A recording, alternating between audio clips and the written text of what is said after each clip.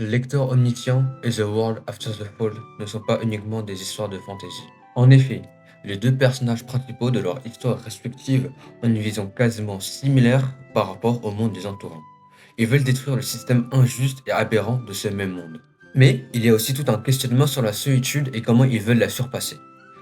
Je vais aussi m'intéresser à toutes les philosophies qui définissent les personnages de Kim Dokja et Jae-wan. Alors, comment Dokja et Jae-wan essaient de se battre contre un système oppressif et toute la solitude qui en découle. En gros, Dokja et Jae-wan sont-ils comparables? Attention, cette vidéo spoilera les deux premières parties de ces deux œuvres. Donc le chapitre 221 pour Lecteur omniscient et le chapitre 79 pour The World After the Fall. Au début de l'histoire de Lecteur omniscient, on suit Kim Dokja, un simple employé dans une entreprise en CDD. De la fin de son enfance à son âge adulte, il n'aura lu qu'assidûment. Pendant ces 10 ans, il n'aura lu qu'un roman en ligne appelé Le Guide du survivant. Même quand il était harcelé à l'école, il le lisait. Même quand il a raté l'examen d'entrée à son université, il le lisait. Même quand il était à l'armée, il le lisait. Même en ayant une situation financière instable, il le lisait. Et même quand il voyait sa mère en prison, il parlait de ce roman en ligne. Bref, ce roman était toute sa vie. Il se remémore tout ça en se disant qu'elle va enfin lire l'épilogue du roman qu'il a mis 10 ans à lire. Peut-être bien qu'après la fin de ce roman, un fort sentiment de vide l'entourera. Et il a même fini par se questionner sur le genre romanesque de sa vie. Et si ce n'était pas le réalisme, mais plutôt la fantaisie? Aurait-il été le personnage principal? Est-ce que sa vie aurait eu plus de sens? Est-ce qu'il aurait fini comme le personnage principal du guide du survivant, Yu Jung-kyok? Ça, on ne le sait pas. Quant à Jae-wan, on ne sait pas grand-chose de son passé, mais on sait juste une chose. C'est le personnage principal de The World After the Fall, ou Le Monde en ruine en français. Un jour, une tour apparut au cœur de la ville, la fin du monde. Quand les gens parlèrent de l'apocalypse et de la catastrophe, la tour se mit à les appeler. Ceux qui avaient la force et la condition pour s'opposer à la tour acceptèrent la convocation. Nous les appelâmes les marcheurs de la tour. Tout allait bien dans leur conquête de ces tours. Jusqu'à qu'un jour, un item assez spécial apparaisse, la pierre de la Renaissance. Eux qui n'avaient que deux choix, gravir cette tour ou mourir, on avait désormais un nouveau grâce à cette pierre. Retourner dans le passé. Alors, bon nombre d'entre eux choisirent cette alternative. Un retour dans le passé où ils pouvaient corriger leurs erreurs et rattraper leurs échecs. Cependant, qu'advient-il du présent qu'ils laissaient derrière eux? Bien avant l'apparition de la tour, Jae-wan détestait déjà le système oppressif. Quand il était caporal, l'un de ses subalternes, qui était le bouc émissaire, avait fini par craquer.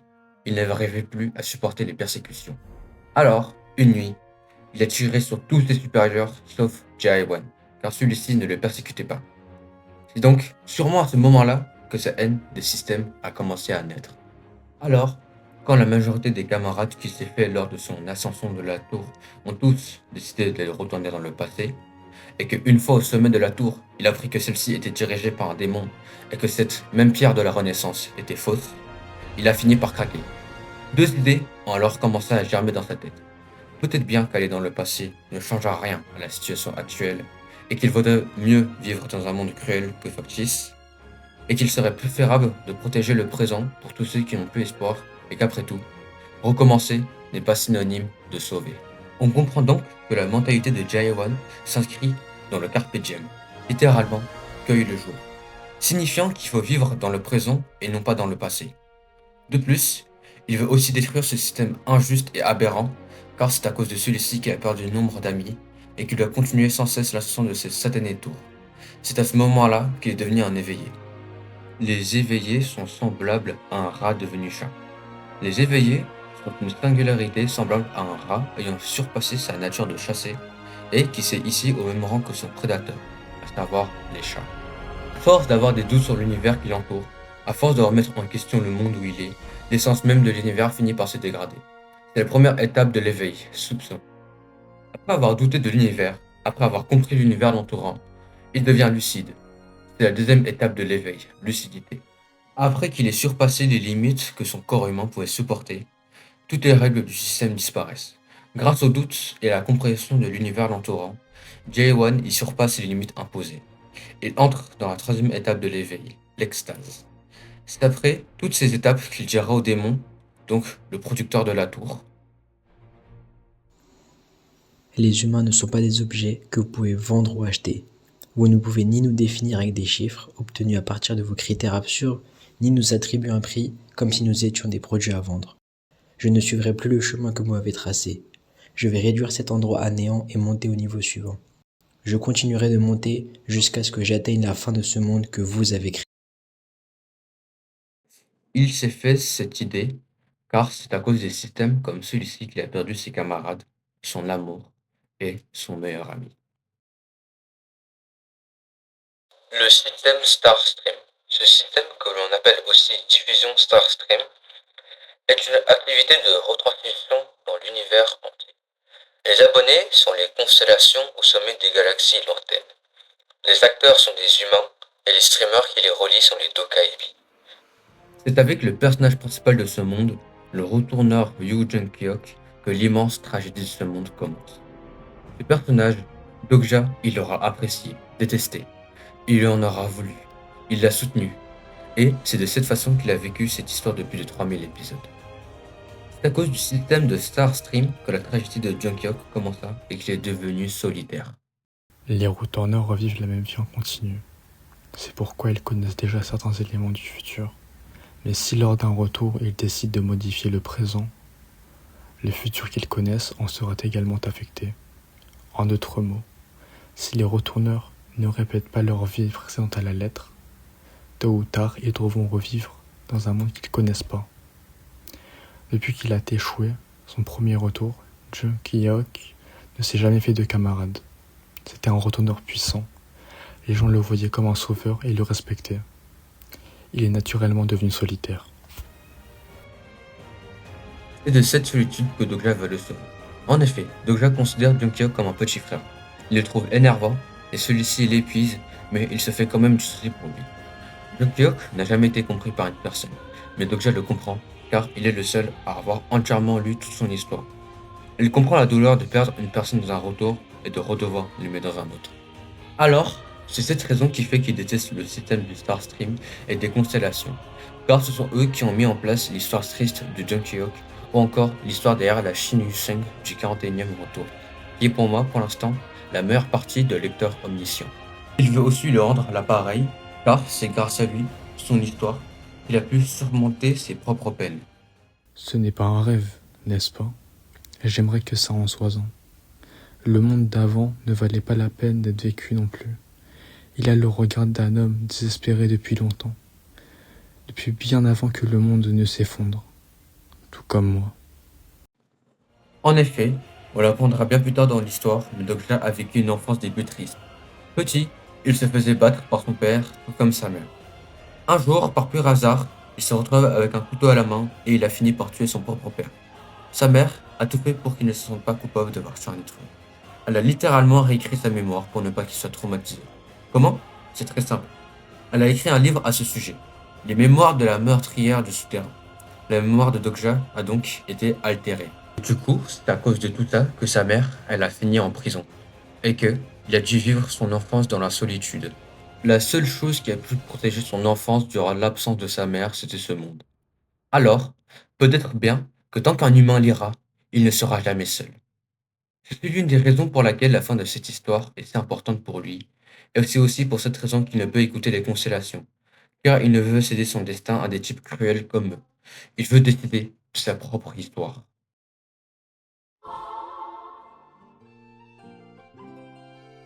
Le nom de Jae-won peut signifier plusieurs choses en coréen. Jae peut signifier talent ou richesse, ce qui suppose donc une compétence spécifique dans un domaine précis, ou encore qu'il va mener une vie prospère. Tandis que Wan peut signifier étincelant ou brillant, ce qui est en gros la même chose. Cela implique donc qu'il sera un individu radieux et brillant dans tout ce qu'il entreprend. Mis ensemble, le prénom Jae-won pourra signifier un talent brillant ou alors une richesse hors norme. Cela peut être mis en lien avec la façon dont il inspire les gens, car c'est une personne assez têtue, mais qui réussit toujours. Donc, il est moins question de richesse matérielle, mais surtout de richesse dans le cœur. Le nom Dokja a deux sens principaux en Corée. Il peut signifier lecteur, tout comme enfant unique. Le terme de lecteur peut être mis en lien avec le fait que c'est le seul qui a lu le guide du survivant, et aussi que sa vie tourne toujours autour du concept de lecture, que ce soit le roman de sa mère, ou alors le guide du survivant, évidemment. Alors que le sens enfant unique implique peut-être bien qu'il était voué à vivre une vie seule, sans frère ou sœur pour l'accompagner.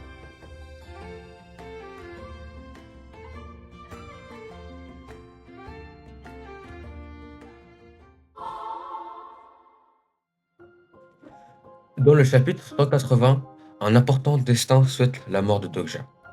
Le destin, dans le lecteur omniscient, est une force capable de provoquer de force un futur très proche.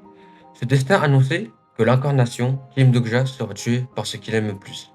En général, les destins ne doivent pas être pris mot pour mot. Les prophéties ne peuvent être comprises du premier coup. Elles sont pleines de métaphores et de symbolisations. Alors, quelle est la chose qu'aime le plus Dogja? Je pense, évidemment, qu'on peut dire que ce n'est pas une personne. Au sein du Star Stream, une existence désigne toujours une histoire. Alors, ce qui tuera Dogja sera toutes les histoires qu'il a lues et vécues. Une histoire qui à un moment donné aura été son parent, son ami et son âme. Face à sa mort imminente lorsqu'il est devenu le 63e roi démon, lors du 10e scénario, Dogja était excité et tout souriant. Ce n'est pas le guide du survivant qu'il connaissait, car il en a déjà lu les 3149 chapitres, mais une histoire encore bien plus excitante que cela. Car, lorsqu'une histoire quitte la main de son auteur, alors elle devient la nôtre. Le guide du survivant est donc devenu l'histoire de Dogja. Une histoire qu'il avait pourtant vécue pendant plus de 10 ans. Lorsque le destin se réalisa, lorsque, par conséquent, Dogja est littéralement mort, comme un enfant découvrant une histoire qui le marquera pour toute sa vie, il souriait. Il était tout souriant. Il était littéralement en euphorie. Il déclara que c'était vraiment une histoire incroyable, car jusqu'alors, il avait prévu tout le déroulement de l'histoire, du premier chapitre au 213e chapitre. Donc, pour la première fois, il découvrait les événements. C'est comme si il lisait de nouveau le guide du survivant. Je pense qu'on peut facilement comparer ce moment-là à quand on a découvert, je sais pas moi, notre animé préféré pour la première fois. Dans The World After the Fall, le personnage de Jae-won a à un moment donné dû s'affronter lui-même, dans une épreuve appelée l'enfer des égaux. Il y affronte donc toutes les anciennes versions de lui qu'il a oubliées en entrant dans la phase de l'extase. Dans cette épreuve, il subit l'aliénation. Cette phase stipule que lorsque les éveillés voient autre chose, au bout d'un moment, ils finiront par ne plus rien voir. Celui qui en voit trop finit par perdre la vue, et de même, à trop entendre, on est perdu. Mais est-ce si grave que ça en a l'air? Je trouve que j'ai déjà beaucoup donné. Tout le monde n'aurait pas pu rêver jusqu'ici. À vrai dire, j'ai toujours voulu dire que j'étais épuisé. Qui suis-je? Je n'en ai aucune idée. Néanmoins, je suis présent ici. Tous ces souvenirs que j'avais oubliés pendant ces 2000 ans d'entraînement et les liens entre ces nombreux souvenirs, c'est tout ceci qui construit mon être. J'aime bien la métaphore de l'enfant qu'il y a dans cette scène de remise en question.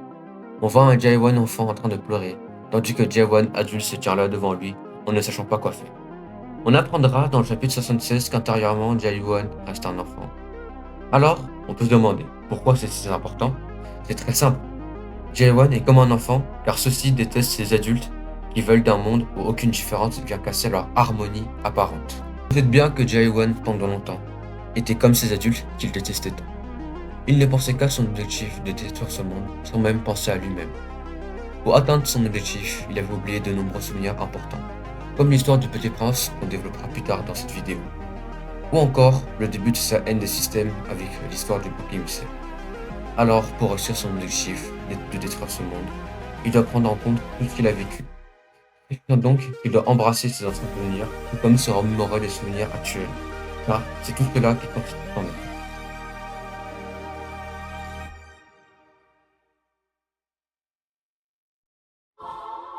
Dans la partie précédente, j'avais mentionné très rapidement l'histoire du Petit Prince.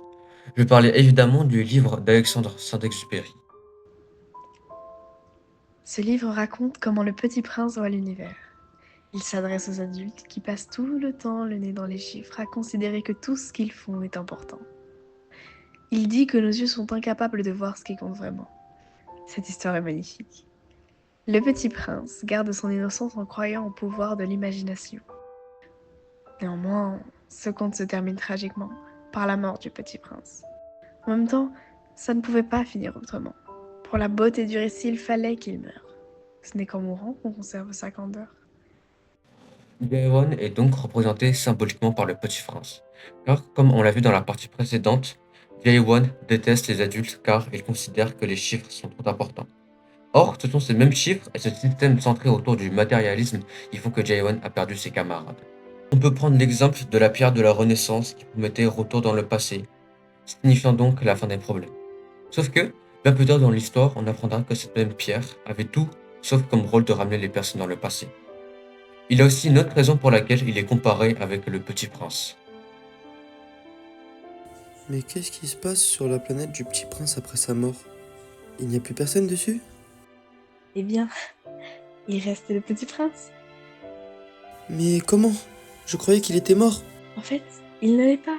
Il continue à vivre sur Terre. Le Petit Prince qui n'abandonne pas le monde. Voici la phrase qui décrit parfaitement Jae-won. Cette version du Petit Prince n'a aucun sens, car pour le bien de l'histoire, normalement, il est mort. Mais il ne l'est pas. Tout comme Jae-won, l'univers qu'il a créé pour se battre face au système oppressif n'a pas de sens, car il veut le détruire. Pourtant, c'est bien dans cet univers qu'il a vécu son enfance, son adolescence, c'est bien dans cet univers injuste et aberrant que sa mère lui a conté l'histoire du Petit Prince. C'est bien dans cet univers qu'est née l'histoire de Jae-won. C'est bien dans cet univers qu'on nous apprécions l'histoire que Jae-won nous raconte, et c'est bien dans cet univers que Jae-won a sauvé de multiples personnes.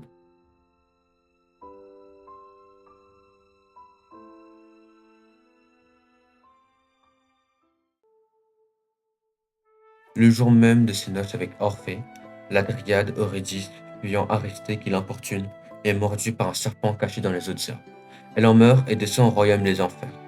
Orphée, inconsolable, y descend sa suite et après avoir endormi de sa musique enchanteresse Cerbère, le monstrueux chien à 3 têtes et les terribles Euménides peut approcher le dieu Hadès et son épouse Perséphone.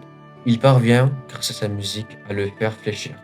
Et celui-ci le laisse repartir avec sa bien-aimée, à la condition qu'elle le suive en silence et qu'il ne se retourne ni ne lui parle tant qu'ils ne seront pas revenus tous les deux dans le monde des vivants. Alors qu'il s'apprête à sortir des enfers, Orphée, n'entendant plus les pas de sa bien-aimée, ayant peur que son amour lui échappe et impatient de la voir, se retourne imprudemment, la perdant à jamais. Une autre version veut que lors de la remontée des enfers, Orphée sera sourd de la présence d'Eurydice derrière lui et n'écoutant le bruit de ses pas. Parvenu dans un endroit où règne un silence de mort, Orphée s'inquiète de ne plus rien entendre et craint qu'il ne soit arrivé un grand malheur à Eurydice. Sans plus attendre, il décide de se retourner et la voit disparaître aussitôt. On peut associer le mythe d'Orphée à Dokja car lors du mini-arc qui se déroulait dans les enfers de la mythologie grecque, il est allé là-bas afin de pouvoir retrouver l'âme de la Yusung du 41e retour, qui s'était perdue suite à leur affrontement. D'ailleurs, je pense que l'un de mes arcs préférés, si on peut le dire, c'est justement cet affrontement avec la Yusung du 41e retour. Le combat contre le fléau du débordement. Justement, cette notion de débordement nous en disons tout ce qu'elle a vécu pour arriver dans ce scénario. Cela a pris des milliers d'années. Pendant 200 ans, j'ai tenu le coup pour l'humanité. Pendant 200 autres années, j'ai tenu le coup en faisant la promesse de protéger le monde. Et après cela, j'ai tenu le coup grâce au souvenir de mes camarades et du commandant. Mais, y avait-il du sens à tout ça? Ce monologue nous questionne sur le sens de tout ce que Yusung a enduré pour donner juste quelques bribes d'informations à Yu Jung-hyuk. Mais c'est lorsqu'elle s'est plainte de cette situation qu'elle s'est rendue compte de son erreur. C'est exactement ce que Yu Jung-hyuk. C'est justement après ça qu'elle a accepté son sort. Sauf que sa mort ne fait pas partie de la fin désirée par Kim Dok-ja, car elle a souffert bien trop longtemps pour simplement disparaître comme ça. C'est ça qui nous amène au mythe d'Orphée. Tout comme Orphée est parti en enfer pour sauver sa bien-aimée Eurydice, Dokja est parti en enfer afin de sauver l'âme de Yusung pour qu'elle ne disparaisse pas comme si de rien n'était, comme si son histoire était déjà tracée, comme si elle était déjà finie. Pour trouver ce qu'il y a devant, il faut absolument savoir où se trouve l'arrière. Je pense que ce que l'auteur voulait nous faire comprendre à travers l'utilisation du mythe d'Orphée, c'est qu'on peut aller de l'avant uniquement grâce aux épreuves du passé. Dokja le comprend grâce à la Yusung du 41e retour. C'est un personnage du guide du survivant qui l'aura marqué, qui se nie sur tout ce que Jung-hyuk a fait, mais c'est aussi une personne qu'il doit sauver car elle a souffert bien trop longtemps. De plus, aucune fois dans le chapitre, il n'a regardé derrière lui. Donc peut-être bien que son histoire et celle de Yusung ne finiraient pas comme la tragédie d'Orphée et d'Eurydice. Cela stipule donc qu'elle sera sauvée. En fait, pour la version du mythe que j'ai utilisée, bon, je vous laisse deviner, vous êtes grand.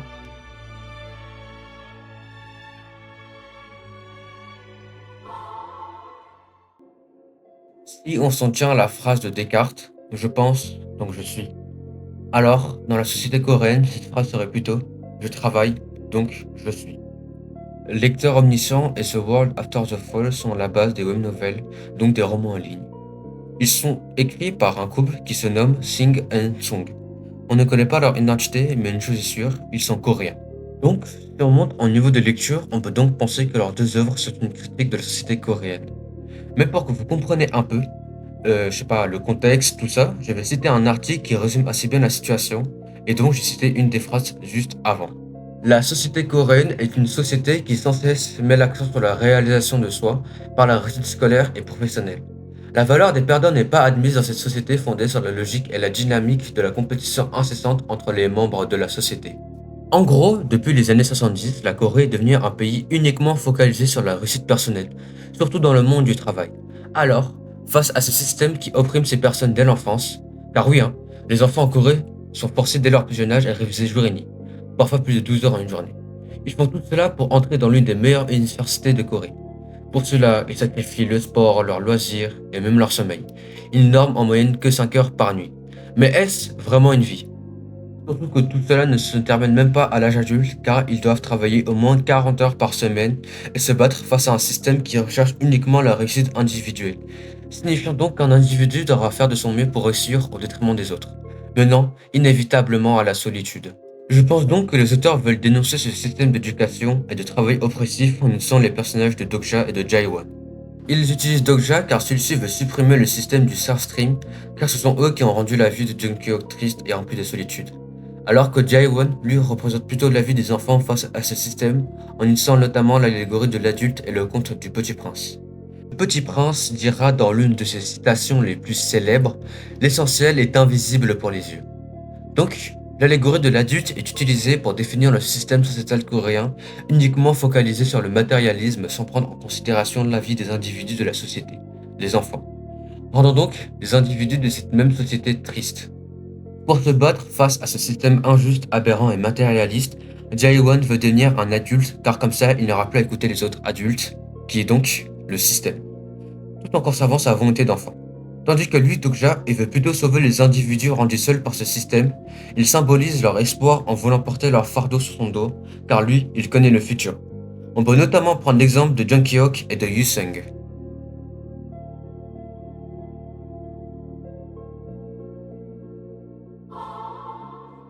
Passion, haine des systèmes, critique de la société coréenne, enfant, solitude, espoir et enfin histoire. Voici des termes qui décrivent à la fois The World After the Fall et Lecteur omniscient. Et je pense que les deux morales principales de ces deux histoires, c'est qu'il faut se battre face au système oppressif qui nous rend malheureux et juste peut-être s'éclater dans la vie, notamment à travers des histoires qui nous rendent heureux. Je pense que ce qu'on peut conclure en général sur la vie, c'est qu'il faut juste être heureux. Voilà, c'est la chose la plus importante. Avant tout. Avant l'école, avant les études, etc. etc. Et désolé si je suis pas l'homme le plus actif du monde, j'essaie de faire de mon mieux, mais c'est un peu compliqué, voilà, c'est tout. Mais bon, je vais quand même faire de mon mieux. Allez, au revoir et bonne journée si vous êtes en journée, ou bonne soirée si vous êtes en soirée. Et si c'est rien de tout ça, j'espère que vous allez passer un bon moment dans le jour qui s'annonce. Voilà, au revoir.